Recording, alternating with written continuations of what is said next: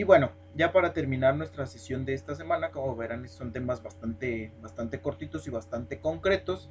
Vamos a ver qué es lo que está pasando en nuestro querido país México después de tantas olas de violencia, revoluciones, pleitos, en el norte hay pleito, en el sur hay pleito, en el centro hay pleito, ya se levantaron los cristeros, ahora ya no están conformes los de la revolución, etcétera, etcétera, etcétera. Se empieza a dar en México la necesidad de un gobierno que ya no sea militar. Entonces, con la llegada de Cárdenas al poder, que vimos hace 1 o 2 semanas atrás, no me acuerdo ahorita bien exactamente, vemos que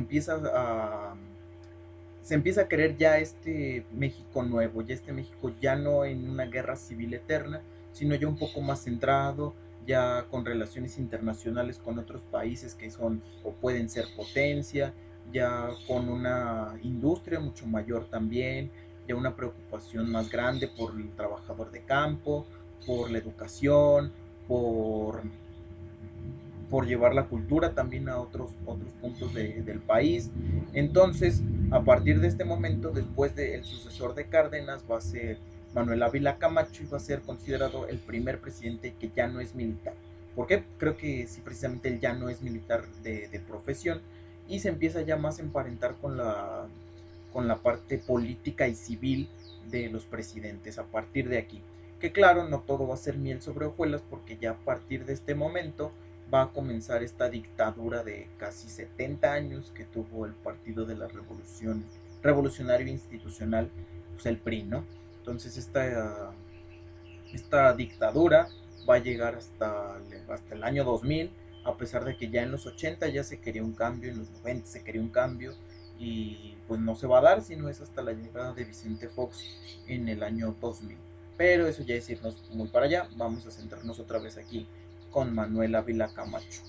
Eh, por ahí del 42, si no me equivoco, es cuando toma posesión de la presidencia y ya está más emparentado y preocupado por entablar buenas relaciones con otros países para poder a lo mejor empezar con las importaciones, con las exportaciones, para impulsar la economía, para impulsar la inversión extranjera también, pero esto va a ser un proceso muy largo y muy complicado de llevar, pues poco a poco, ¿no? Entonces, una de las cosas pues, de sentido negativo que se tuvo en este momento, pues fue precisamente que echó atrás las cuestiones que estaban haciéndose en educación un poquito más de izquierda, un poquito más emparentadas a lo socialista que había instaurado Cárdenas, pues Manuel Ávila Camacho las echa para atrás, pero pues en compensación de todo esto, pues Manuel Ávila Camacho sí dice que él va a otorgar la libertad de culto a cualquier persona que sea mexicana, ¿no? Bueno, o sea, en general a cualquier persona en México iba a poder creer en lo que quisiera sin ninguna represalia. Entonces esto agradó a la población y pues ahí se fue como en un 50-50, por así decirlo, ¿no? Pero pues lo malo es también que se va a dar este comienzo de la dictadura de 70 años. Pero eso es un tema un poquito medio escabroso que trataremos de solamente referir, pero no ahondar. Después su sucesor va a ser Miguel Alemán Valdés. A muchos nos sonará por el nombre del estadio de aquí del Celaya y de la Deportiva, obviamente. Pero Miguel Alemán Valdés también fue un gran impulsor de la industria y de la educación.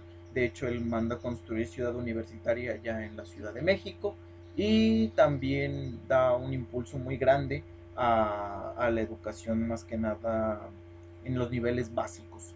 Y él una de sus mayores aportaciones va a ser que Miguel Alemán es este presidente que busca industrializar a México, que la industria sea mucho más poderosa, que sea mucho más solvente, que pueda tener sus propios pininos aquí en México y que vaya empezando a escalar posiciones como un país ya desarrollado. Bueno, esta era la visión de Miguel Alemán. Es considerado como un presidente muy carismático porque era como muy risueño. Las fotos que conseguí como que no se ve tanto, pero pues así como en la opinión popular que se puede ver pues, en los periódicos, en las crónicas, en los libros inclusive, se ve que era un presidente pues o muy querido o un poquito ahí detractado por esta misma cuestión, por este mismo cuestionamiento.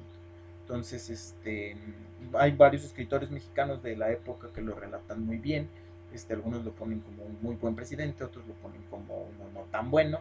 Entonces, pues ya ahí las opiniones quedarán en cada uno de nosotros, ¿no? Lo que sí es innegable son los hechos que él realizó, como los que ya mencioné, el apoyo a la educación y la industrialización del país.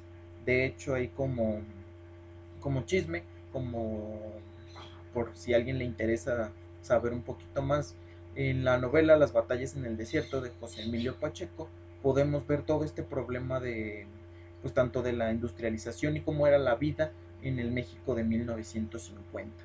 Aproximadamente durante toda esa década se vivió una situación más o menos similar y el libro de Pacheco es muy bueno porque desde la evocación de la memoria nosotros podemos ver cuál es la, mm, el comienzo de la decadencia de la Ciudad de México como tal, ¿no?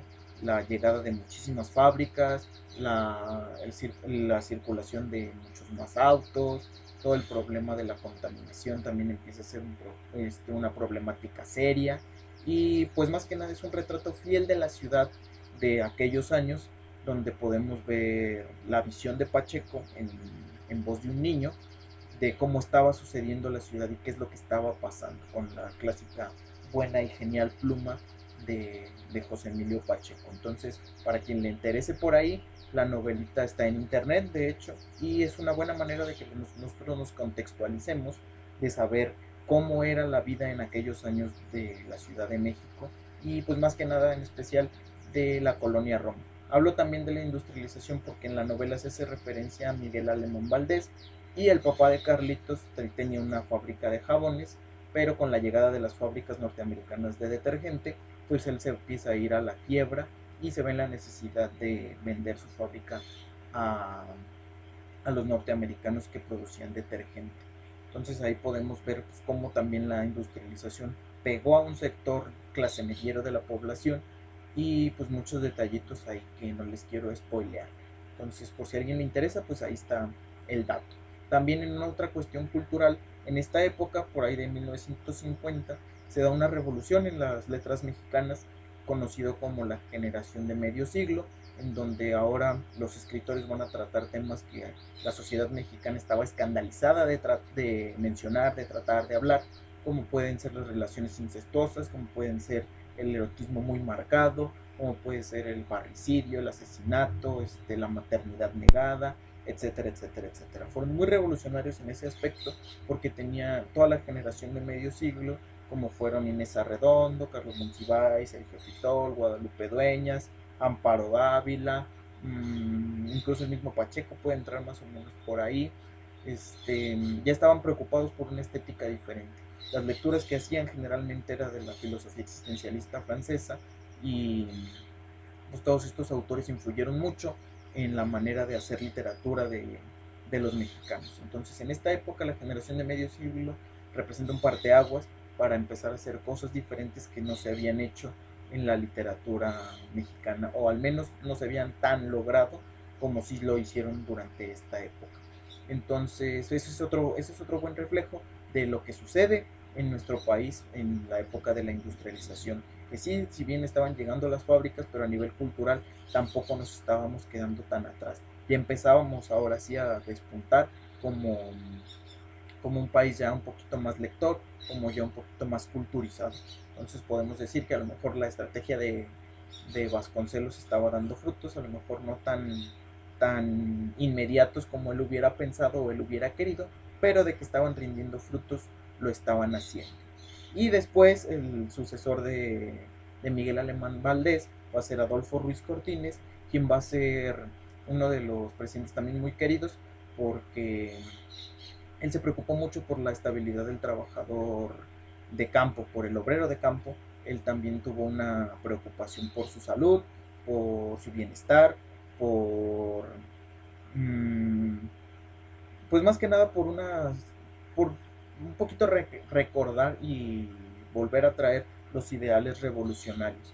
Entonces él lo que va a hacer es impulsar el campo, va a ser también el que erradique el paludismo que también afectaba a muchísimos campesinos y obreros, más que nada en la zona de Veracruz, que era de donde él era originario. Se va a erradicar el paludismo porque va a ser una cruzada nacional, bueno, sí, nacional, para lograr esto y evitar que los campesinos se enfermaran y muchas veces muriesen.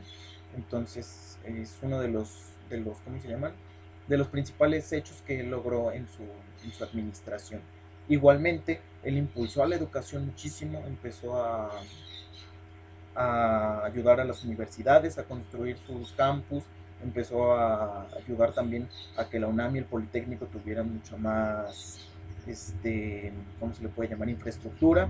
Y también, al igual que Miguel Alemán, igual Miguel Alemán lo hizo con la UNAM y el Politécnico, y también va a apoyar mucho a la educación básica, principalmente primaria y secundaria, para que así la mayoría de las personas empezara a ir ahora sí a la escuela y se fueran disminuyendo de manera sustancial todos los índices de analfabetización que se tenían en el país por aquellos años. Entonces, este es el último presidente que vamos a ver en nuestra sesión de hoy. Ya la siguiente semana veremos qué es lo que pasa con los movimientos estudiantiles y la problemática de ver la historia tan de cerca en nuestro país por cuestiones ya metodológicas de la manera que se hace historia en la época contemporánea. Pero eso ya será en nuestra siguiente sesión. Por ahora ha sido todo, espero que estos videos les agraden, que les sirvan, que sean un buen complemento también para las lecturas y para las presentaciones que hemos tenido. Y pues nada, cualquier cosa aquí ando, estoy al pendiente, y cualquier duda que tengan, ya saben, escríbanme. Y pues nada, creo que eso sería todo de mi parte.